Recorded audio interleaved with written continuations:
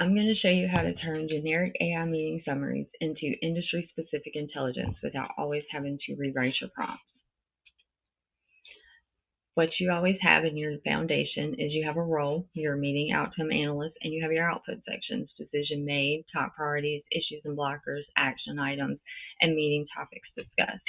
This will work for any meeting, but if we wanted to make it industry specific, then we could add one more section to it. So for me as an AI implementation, my next section would be a technical context section. It would be processes discussed, tools and platforms, and systems and platforms. Now, what would that look like for other industries? For, say, a CPA, we could replace that for accounting processes discussed. We could have in medical field clinical workflows discussed, HIPAA compliance. In a law firm, we could do legal processes discussed, platforms that we've done. Now, if we take a look at what all of the different meetings look like, here is the meeting generic one where we have all the decisions made, top priorities, all of those things.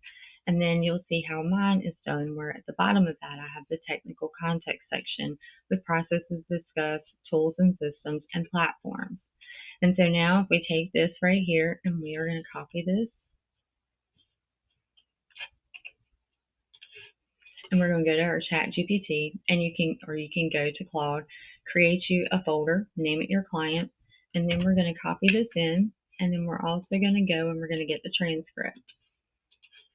And then we're going to add that in to the bottom, and we're going to press enter.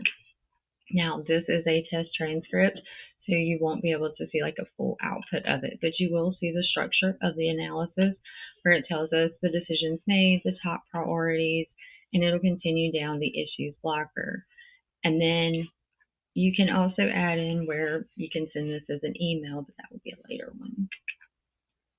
You'll see meeting topics discussed, and here is that technical context where if this was your industry, then it would go through and do your industry.